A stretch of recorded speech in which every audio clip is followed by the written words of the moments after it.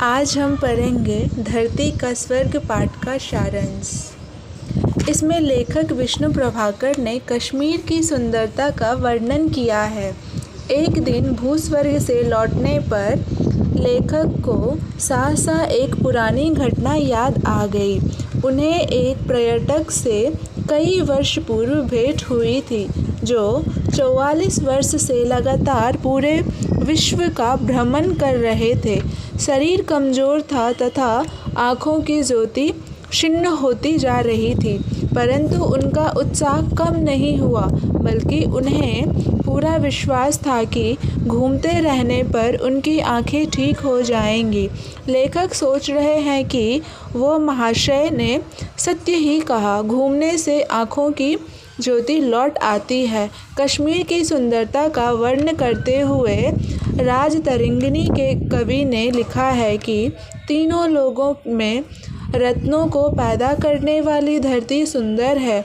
जिसके उत्तर दिशा में कुबेर का लोक है, उससे भी अधिक सुंदर हिमाचल है, और हिमाचल से भी अधिक सुंदर उसके गोद में बसा कश्मीर है। यहाँ की धरती हर क्षण इंद्रधनुष के समान रंग बदलती है। ऊपर हिम शिखर धवल साहस्य बिखेरते हैं, तो नीचे आंगन में मोती के समान जल वाली कलकल निनाद करती सरिताएं और कमलवानों से ढकी नीलवर्णी झीलें खिलवाड़ करती हैं। सफ़ेद चीड़, देवदार, विलों, अखरोट और बादाम के वृक्ष हवा में झूला करते हैं। यहाँ फूलों की सुगंध हर क्षण मनुष्य का मन लुभाया करती है। सचमुच यह कश्मीर पृथ्वी का नंदन कानन है। सच में ही जहांगीर ने मृत्यु से पूर्व अंतिम बार यही कहे थे कि कश्मीर और कुछ नहीं। ये सभी बातें लेखक डल झील में अपने हाउस बोट में बैठे बैठे सोचते रहते हैं। तभी अब्दुल्ला आकर कहता है, चाय पी लीजिए साहब। चाय पीते पीते प्रभाकर जी को अपने मित्र की याद आ जाती है। रूस में एक झील किनारे दोनों मित्र एक साथ खड़े थे। तीनों ओर से पहाड़ों से घिरी वह छोटी सी झील दर्पण सी सुंदर थी। मित्र बोले, कहीं देखी है ऐसी सुंदर झील? लेखक ने आश्चर्य से उनकी ओर देखा और कहा, क्या कश्मीर गए हो कभी आप? देखी है वहाँ की झील? डल वूलर, नगीन आचर, मानसबल, गंगा बरल, शेषनाग, कौशरनाग, अफरावत, होक्सरसर। लेखक कहते हैं, मैं कश्मीर की सुंदरता का वर्णन करते चला जा रहा था और वे सुनते जा रहे थे।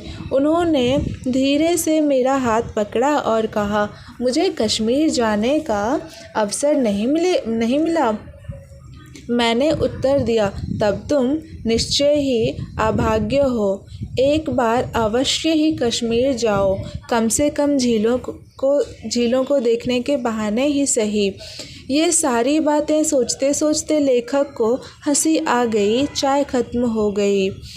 लेखक नगीन झील का वर्णन कर रहे हैं, जो नाना लेखों के लिए प्रसिद्ध है, जिसमें युवक और युवतियाँ तैरते हैं तथा नाव देखते हैं। नगीन झील से सीधे वे मानसबल में पहुंच जाते हैं। मानसबल की गरिमा का वर्णन करते करते वह थकते नहीं हैं। मानसबल झील के चारों ओर ऊंचे धवल शिखर राजसी मुद्रा में खड़े हैं, मानो उसकी सुंदरता और स्वच्छता को निहार रहे हैं। फिर उन्हें शेषनाग की याद हो आती है। लगभग 12,000 फुट की ऊंचाई पर उस हरितावनी झील में जब ब्रह्मा, विष्णु, महेश नामधारी 3 धवल शिखर झांकते हैं, तो पृथ्वी और अंबर मचल उठते हैं। इस तरह से लेखक कश्मीर की सुंदरता का वर्णन करते हैं। वे थकते नहीं हैं। वहाँ की मिट्टी से लेकर झील, पहाड़, यहाँ तक कि सूरज की रोशनी तथा चाँद की चांदनी का वर्णन इस तरह से किए हैं कि पाठक को पढ़ते ही लगेगा कि वे कश्मीर में ही हैं।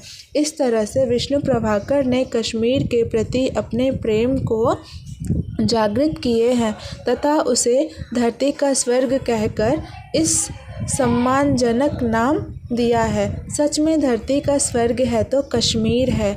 हम तो बैठे ही कश्मीर की सुंदरता को देख लिए। कैसा लगा पाठ अवश्य बताइएगा।